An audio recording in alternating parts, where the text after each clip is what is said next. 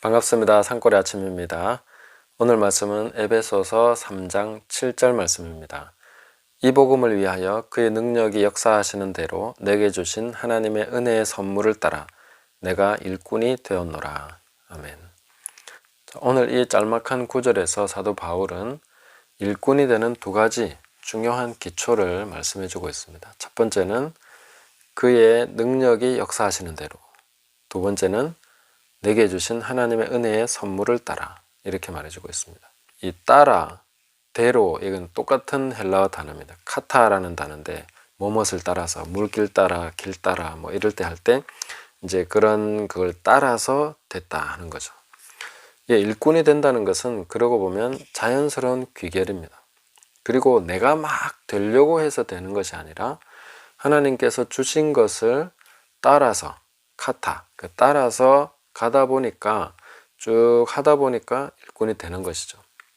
그리고 내가 생성해내고 만들어내서 막 짜내서 되는 게 아니라 하나님이 주신 것을 통해서 된다. 그 능력도 주신 것이고 은혜의 선물도 주신 거기 때문에 이것을 따라서 자연스럽게 되는 것이 바로 일꾼이다. 여기 일꾼은 집사라는 단어와 같은 단어입니다. 디아코노스. 그러니까 집사는 뭐 하나의 직분이기도 하지만 사도 바울은 자기 자신을 집사다 이렇게 얘기하는 거나 마찬가지인데 바로 일꾼이다. 교회를 섬기고 하나님의 일에 수종드는 일꾼이 됐다 이렇게 말하고 있습니다. 우리 모두는 하나님께서 우리에게 주신 것을 따라서 자연스럽게 나가다 보면 일꾼이 된다. 그리고 정상적인 그리스도인이라면 다 일꾼이 돼야 되는 것이죠. 왜냐하면 우리는 하나님이 주신 능력을 다 받았고 또 하나님이 주신 은혜의 선물을 다 가지고 있기 때문에 이것을 따라서 살아가면, 그 보따리를 풀어서 그것을 살아가면 자연스럽게 일꾼이 된다는 것이죠.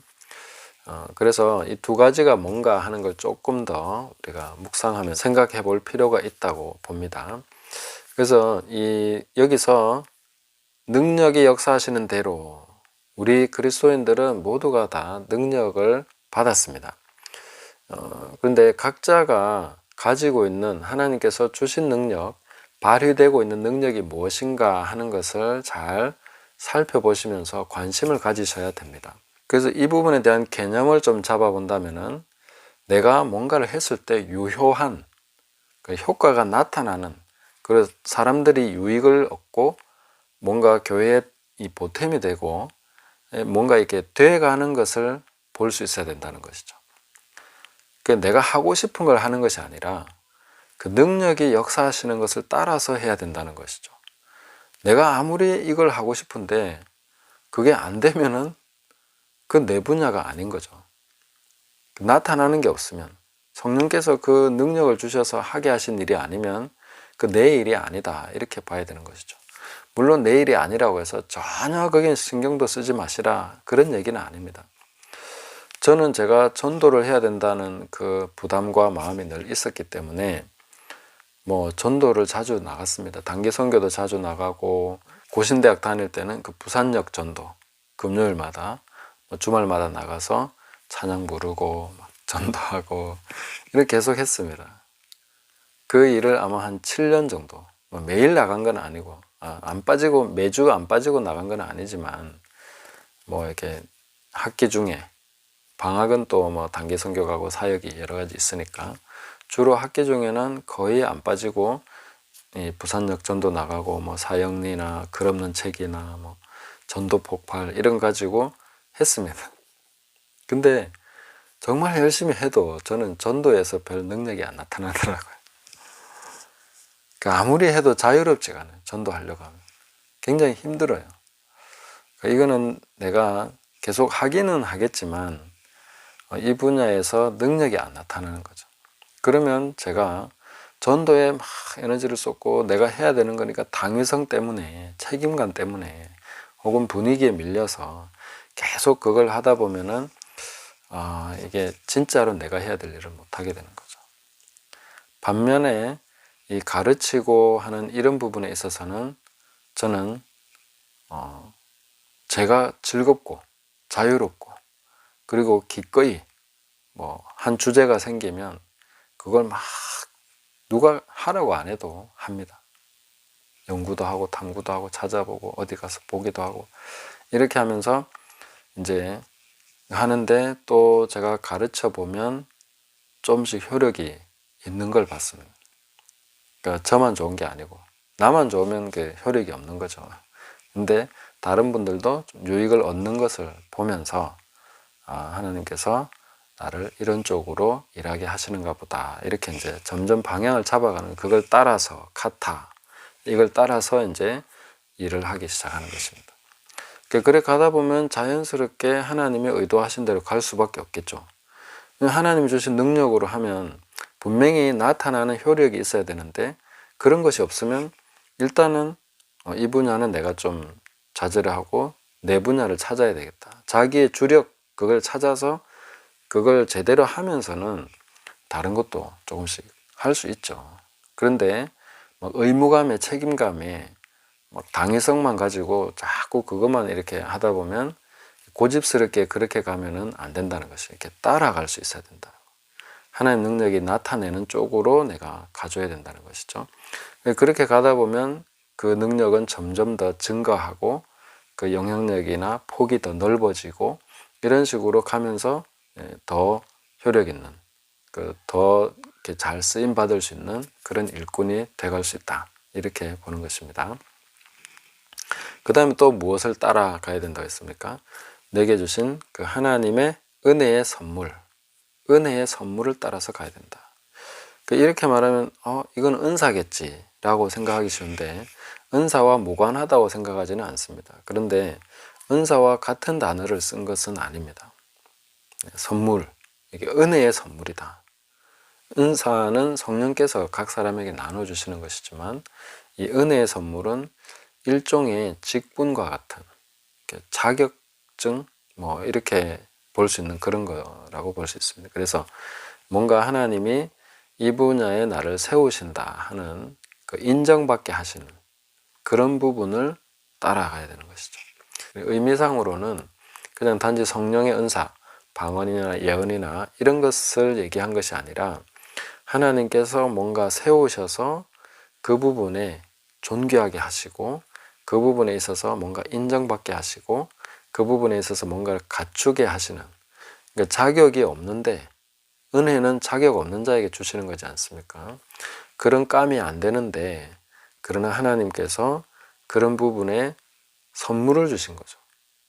그런 것을 감당할 수 있도록, 뭔가 그 위치에 이르를 수 있도록 주신 어떤 그 선물, 뭐라고 해야 될까요? 그 사람에게 하나님께서 부여하시는 일종의 자격 같은 것입니다. 그 일을 할 자격을 주신다는 거죠. 그 부르심이라고 볼 수 있죠. 콜링. 누가 당신에게 이런 일을 시켰냐? 모세를 향해서 누가 당신을 우리의 재판관으로 세웠냐? 하나님이 세우신 거죠. 아무도, 사람이 인정하지 않더라도 그 일에 대한 자격, 하나님이 세우셔서 그 부분에 불러주셔서 하게 하신 거죠. 내가 뭐 하려고 했습니까? 모세가 하고 싶어서 했나요?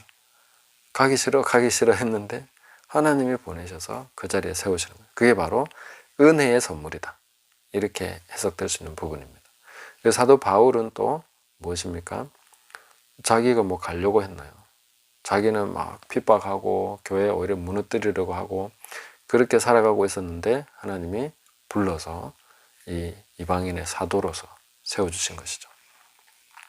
그래서 이 존귀한 직분, 부르심, 사명, 이게 바로 은혜의 선물이다, 이렇게 보시면 됩니다.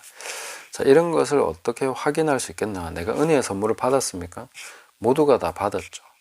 하나님의 은혜의 선물을 우리는 다 받았습니다. 내가 자격이 있어서 뭔 일을 하겠다 하는 것이 아니라 하나님이 세우시기 때문에 하는 것입니다. 참 어찌 보면요, 우리가 이 자존감 낮은 분들은 이런 것을 자꾸 이렇게 잘 안 하려고 하고 그렇게 될 수도 있습니다. 저도 사실 어릴 적 트라우마가 있습니다.